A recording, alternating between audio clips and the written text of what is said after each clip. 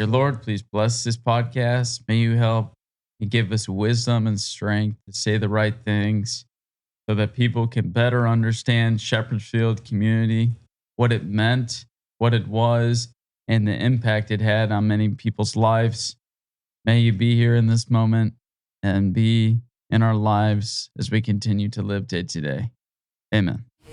Angels and demons fighting in the deep end. I turn all my weakness into something I believe in. Every scar, every doubt, that's fuel when I speak. Welcome to the battle where the broken get free. Yeah. Welcome to Angels and Demons podcast. As you've heard many times throughout the episode, you've heard the word Shepherd's Field, the mysterious word that everyone wants to know just a little bit more about it. What is it? Where is this place? And what is going on? Today, I have one of the most special guests that you will ever have the privilege of seeing and listening to on camera, my own, very own mother. Mother, so good to have you on this podcast. I know you've watched it from afar from a long time, but to actually be there in that chair, how does it feel? A little bit scary. I definitely don't want to make it scary for you. We want to make it feel comfortable so that you can just freely speak whatever you would like. Thank you. To make it clear what the message and the topic is for this podcast today, it is for what I said, Shepherd's Field. My mother has had the opportunity to live in Shepherd's Field community for how many years? 31. 31 years. And so we're going to kind of walk you through a little bit more of a specific road trip of how this went down. First of all, I'm going to let my mom take over and let you know where she grew up and a little bit about her parents and the state that she's from. You want to just give us a little bit intro into like your childhood, what that was like from when you where were you born and where did you go to school and your parents and all of that good stuff. Okay, I'll try. I was born in Owasso, Michigan, and in a very small town. And I had 3 siblings, 2 older sisters and a brother. And I had wonderful parents. And I might say, I think the greatest gift anybody can be given in their life is good parents.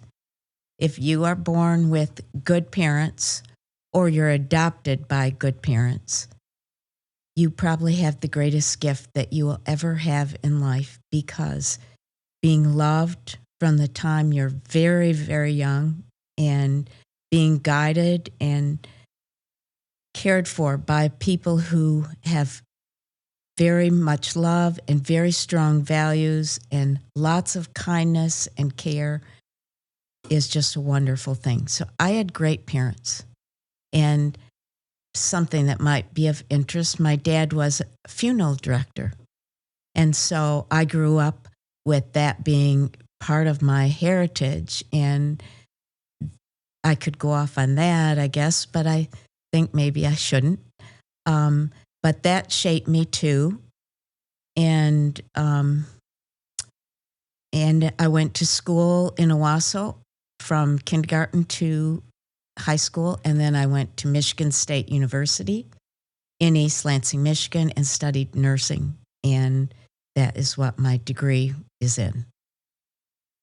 So when you mentioned that you maybe shouldn't go into the funeral business, I can imagine as a kid, we're probably talking way back many years. How did that impact your upbringing with having a father that was in the funeral business? Well, my dad would talk with us, and he was very straightforward. And a couple of experiences I had when I was maybe 5 years old, and my dad took me to the funeral home, which we were just right down the hill from. And he walked me around the funeral home, and he said, if you ever come here by yourself, you need to walk around this whole building and see what cars are here. And you know what car is my car. You know what car is my partner's car and the workers. And if you see any other car besides the employees, then you have to come in the back door where the flowers are delivered. And he took me through that.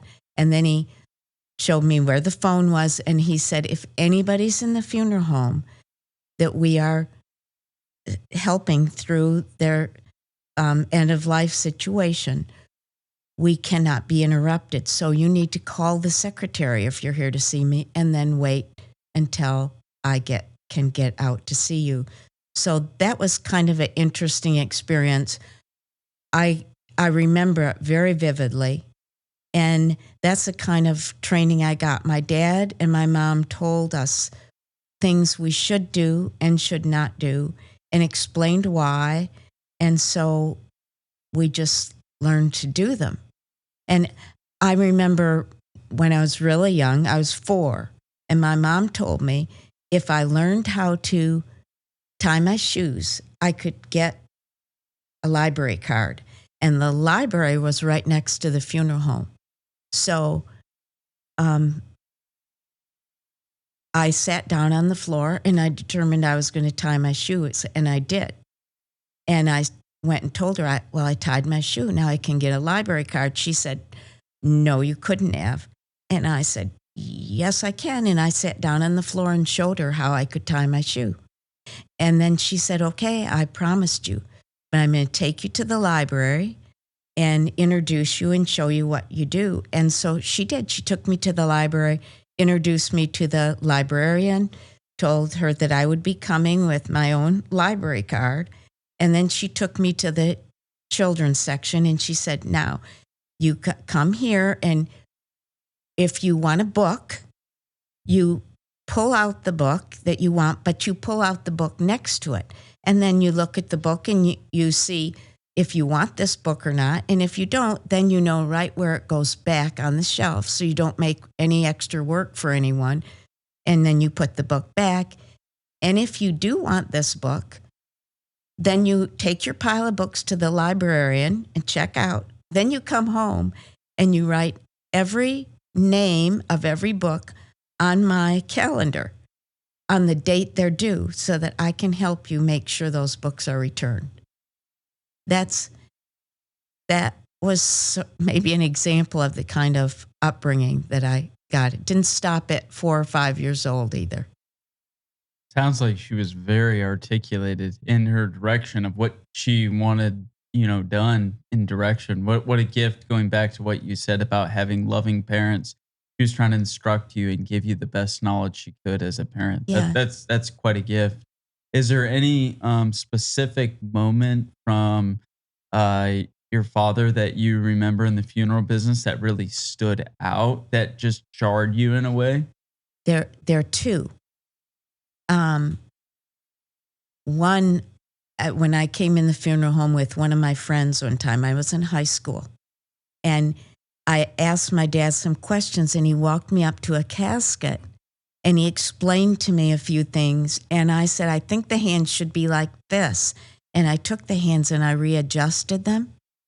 And my dad said, no, they should be like this. And we talked about it for a minute. And when we went out, my friend was horrified that my dad and I would be talking about somebody and even touching them. But it was so natural for me. It was very respectful. Everything was very, very respectful. But the other thing I remember my dad did, I was in college, and I think I was at the end of my second year. And so I was in nursing school at the time. And I came home one weekend to talk to my dad about switching my major, because I decided I just didn't want to go into nursing. And so my dad actually took me into the bombing room for the first time ever, because I was in nursing school. And he was doing some things. And then when he was done, he came over and talked to me. And he said, okay, Becky, you wanted to talk about something. I said, I did. I think I want to switch my major to physical therapy. I just don't think I want to stay in nursing. And he thought for a minute, and he said, well, your mom and I will support you in whatever you decide. But I just want you to know one thing. There is not any major that you choose that you will be happy with all the time. Every career that you pick, you will have bumps in the road and you will have second thoughts. So I just want you to keep that in mind when you make your decision. And really good advice. My decision was made that second. I was going to stay in nursing. I said to myself, well, if I'm not going to like it, whatever else I choose all the time, I'm just going to stay with what I'm with. And I never had another second thought. And you graduated from nursing school. Yeah. I think it's amazing that my dad would have had the insight to just be so kind and give me advice, but not make the decision for me. So I've been grateful for that conversation my entire life. That's really, again, some incredible parenting where they can help guide you. Because, when you're deciding, what you want to do in your college days, are sometimes can different, during your first 2 years, what your major is going to be. It's a hard time to decide, what career path you really want to take. It's quite a father to sit down with that. One last comment I would make is just out of interest. Was this at a time, because I'm thinking back to when he would be involved in the funeral business. Is this at a time when the ambulance would bring the person that had died to the hospital? Or is this would he actually facilitate? Was there any jarring moment to where he's leaving to the site of the accident? Or would he just be more involved with the process of when the person had passed away at the hospital? Or at home, or in a car crash. My dad was in the ambulance business. Back in those days, I was born in 1953. So the ambulance business was part of the funeral home for the most part. And my dad was one of those early advocates for the fire department taking over the emergency calls, because he didn't think it was fair to a family to have a funeral director come and somebody had actually died in an accident, and then they were faced with him and they had to make a decision where their loved one would go. And maybe they chose a different funeral home, and it was putting them in a difficult position to say, no, I want to go to this funeral home. So my dad really advocated for the change of that service.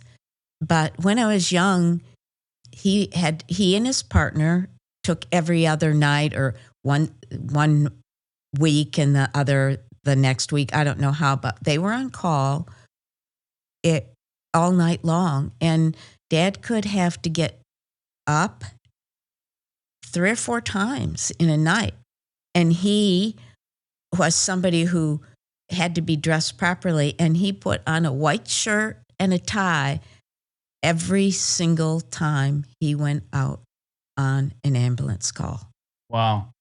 There's probably blood that could be over his white shirt. You're trying to get to a story that you've heard me tell. Is that correct? Well, I think that it's important to know that the sacrifice of what someone back then did, because death is such a difficult occupation to have. And I know we're moving on into a topic here, but it's just a very defining moment for you to be so close to, where you saw your father take care of families where somebody had died.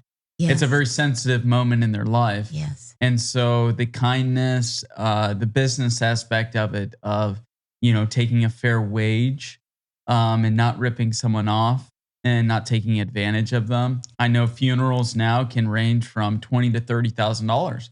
Some people don't have $20,000, $30,000, so they have to, cremate someone they love.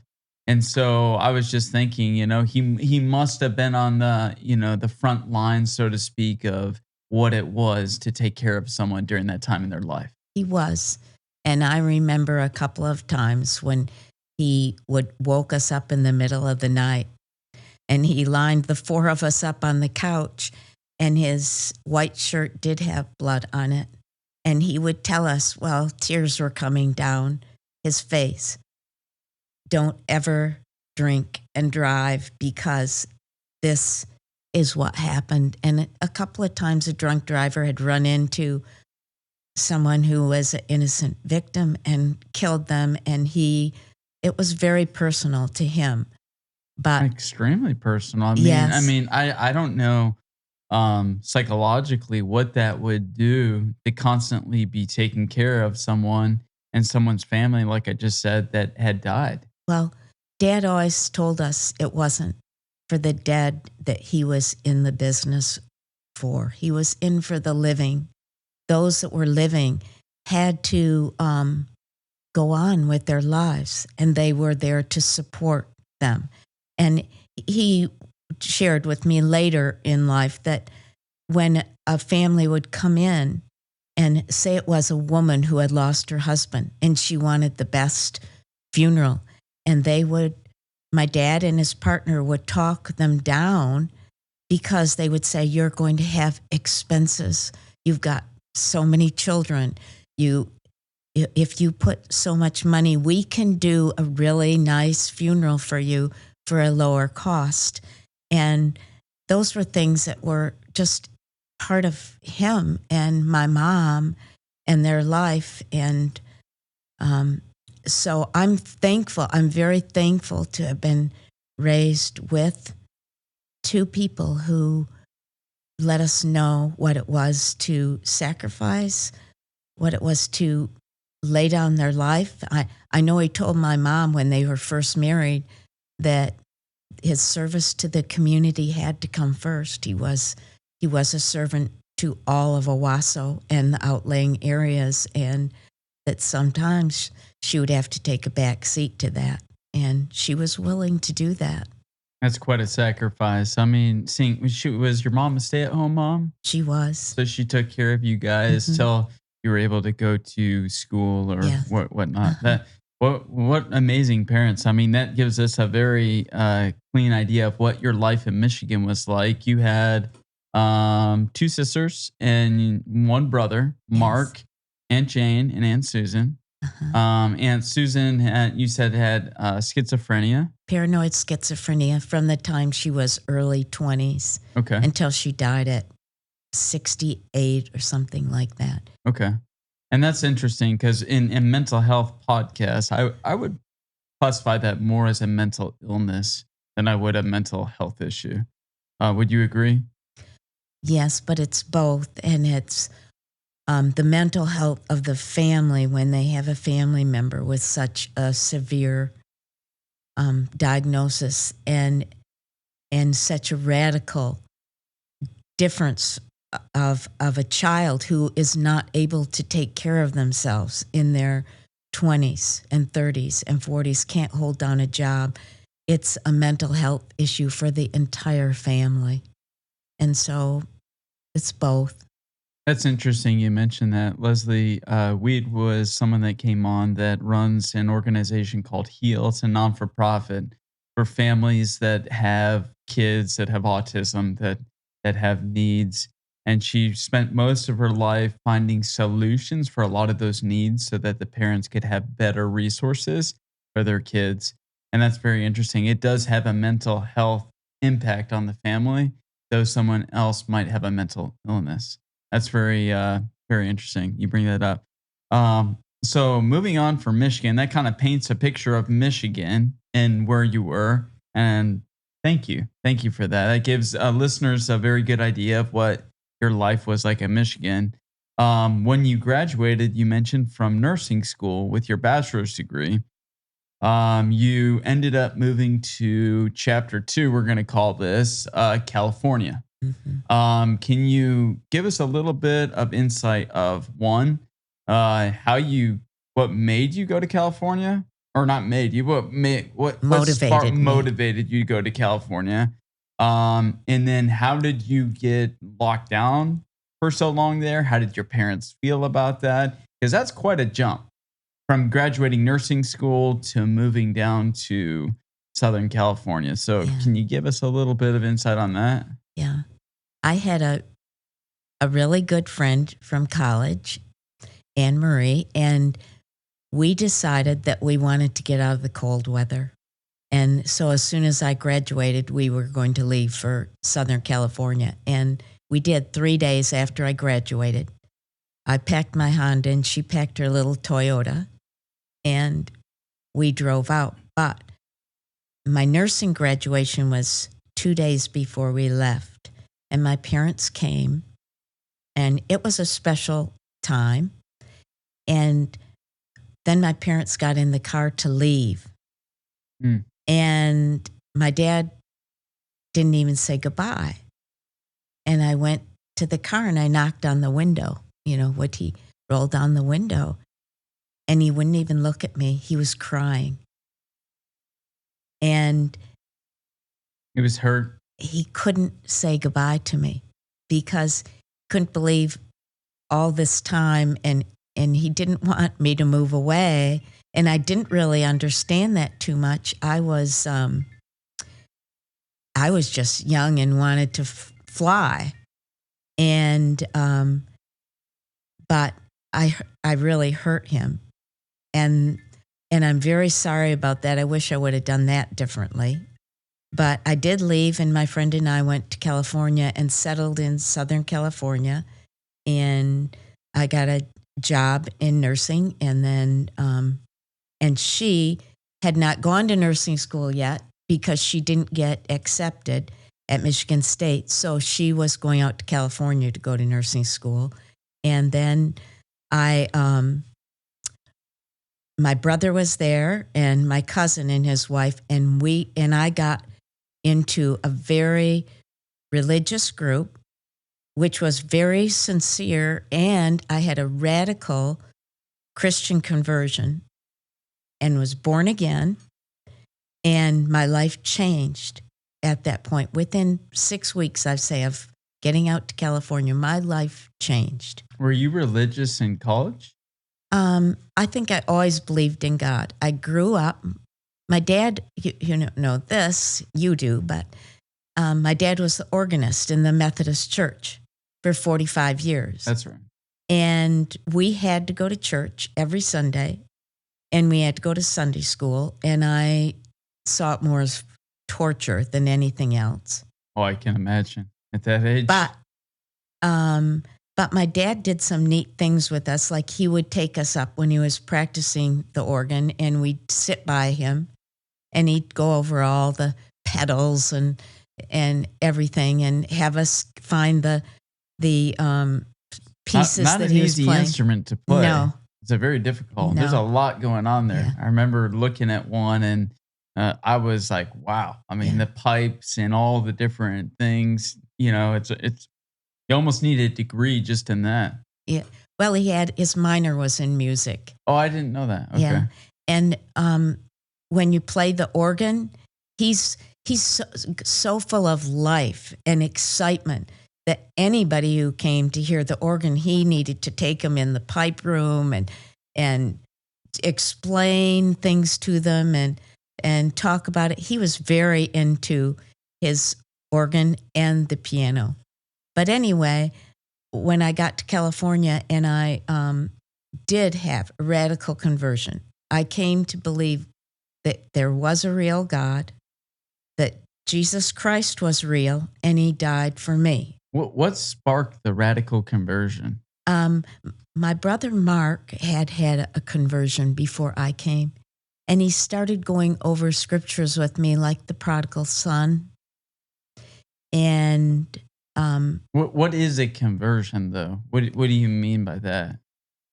Okay, a born again experience is an experience where you actually accept God into your heart, and he becomes a part of your life. And there is actually a physical thing that happened with me. It's just like my life changed. All the kinds of things, like I was a marijuana smoker.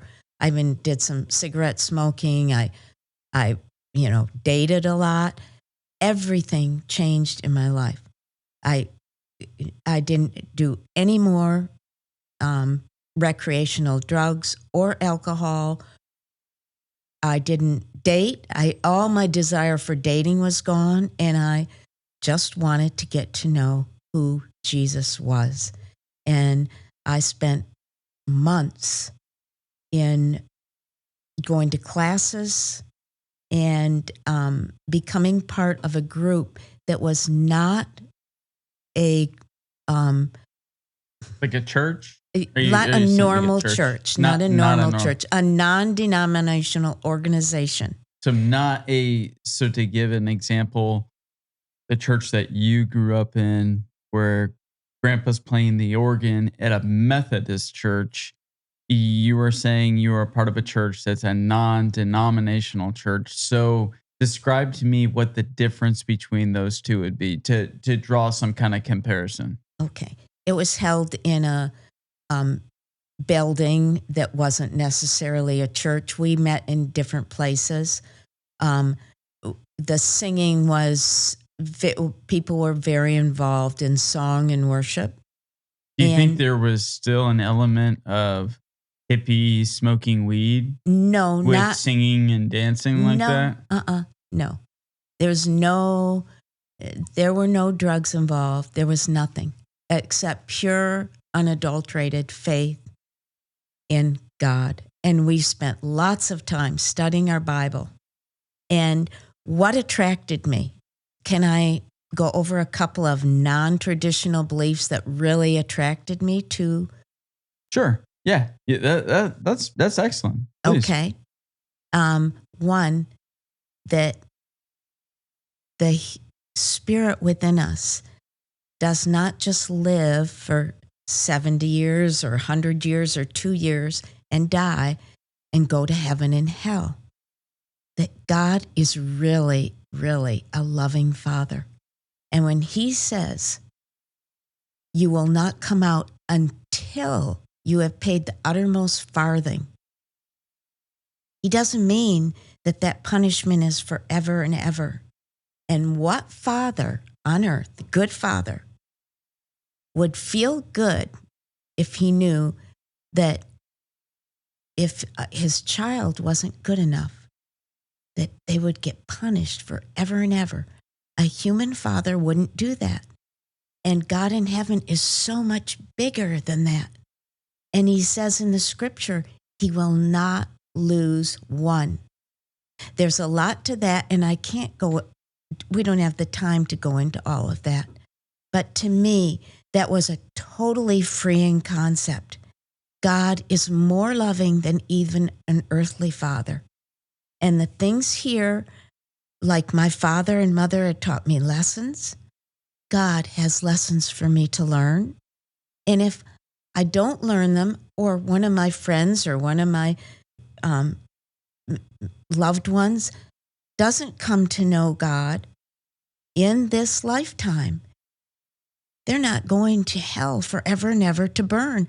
How could you ever feel happy if one of your children if died and you knew they were going to burn forever and ever? Why would you even have a child if they had only that much time to learn? That's a very good question, but it's also a very, very controversial question, Yes. Especially when you're talking to Baptist church and being in Jacksonville, Florida, and being surrounded by about 60% Baptists. Most believe that when you go to hell, it is eternal. But that is, I'm glad to see that you gave a clean example of something that grounded you spiritually to why you were connected with that church. Yes. I want to say a couple more things. One, not just Baptists, but all churches pretty much believe in a similar type thing. But having that concept is so freeing. It's so loving, and it's so far beyond what most people believe. And I'm not judging anybody for believing something else because it's what we've been told. But you would think people would want to hear that God is bigger than one lifetime. He's bigger than being a father of just those who make a right decision in 70 years or whatever, however long they're alive. He's so much bigger than that. I understand. You're talking about the maturing of spirits, where if someone doesn't fully learn everything they need to in one lifetime, they have the opportunity to go back to earth and relive and gain the knowledge or lessons needed. That makes very much sense to me. Thank you for clarifying that.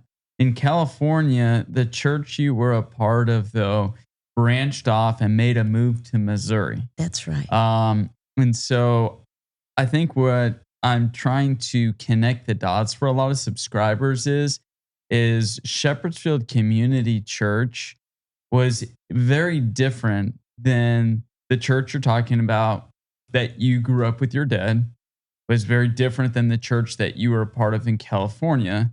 It was a church that when you arrived and got there, it was a certain way. Can you please describe to us what that was like? What made you? So I get it. There was a connection amongst other people in the church, and you wanted to make this move to Missouri. So please explain to me what motivated that move to Missouri, and how many people I think left California to Missouri. Okay.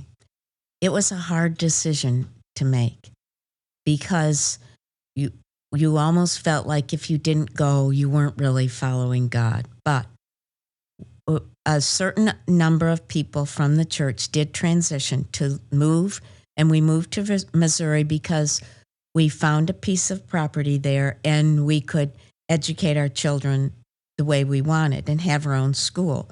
And we decided to follow that path because it seemed like the next step in our journey, to live, to share everything in common, to work together, and to be like a city on a hill. But I got cold feet before we left, and I told your dad that I didn't think I could go. And he said to me, Becky, I'll tell you what, let's go. And if you're not happy or don't think you can be there, then we'll leave. I said, okay. So that's what we did. We moved there in 1979 with about approximately 100 people on approximately 80 acres of land. And the moment I got there, I sort of knew this isn't where I want to be. And within a couple weeks, I sat my husband down and I said, I can't do this. And he said, well, this is what we're supposed to do. And I said, you promised me we could leave if I couldn't live here. And he said, I did, but two wrongs don't make a right. And I shouldn't have promised that. And for us to leave now would be the second wrong, and we can't do that.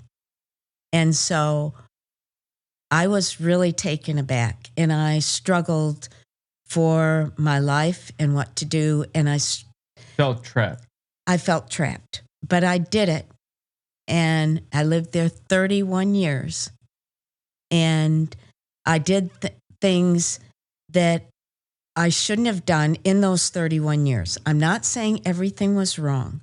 We did try to live a good life. And I made lots of good friends. And I still have wonderful friends who left Shepherdsfield around the time that we did because it fell apart. But so I for me and for many subscribers, I think it's very, very confusing. The way that we're painting this Shepherdsfield church. I think that when you say the word trapped, I don't consider that a good thing. When anyone says they are trapped, that's not a good thing.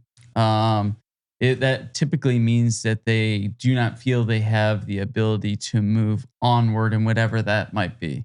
So when you were back in California, before that church decided to form a cult in Fulton, Missouri, Shepherdsfield, did you feel that the leaders of that church had the capability of manipulating the church into a cult. At that time in California, did you think that the leaders had the ability to do that?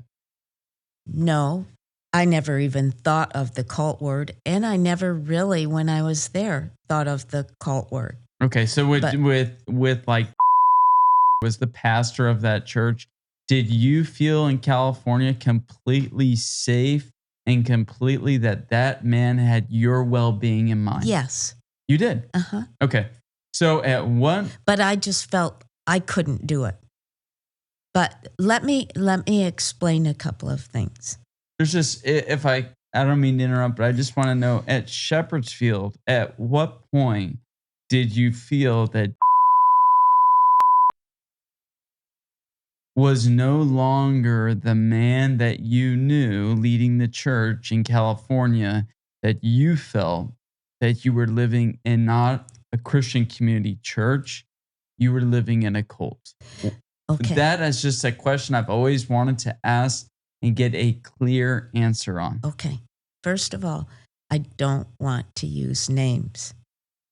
I don't want to judge or criticize anyone, although I felt that our leader went way off. I felt many times in my own heart that things were wrong. And I would tell your father that. I would say, don't you see this and don't you see that? And he didn't see it. People, when we were there, people did not have in mind that they were being manipulated. We were freely giving our lives. We gave everything we earned over. We had no money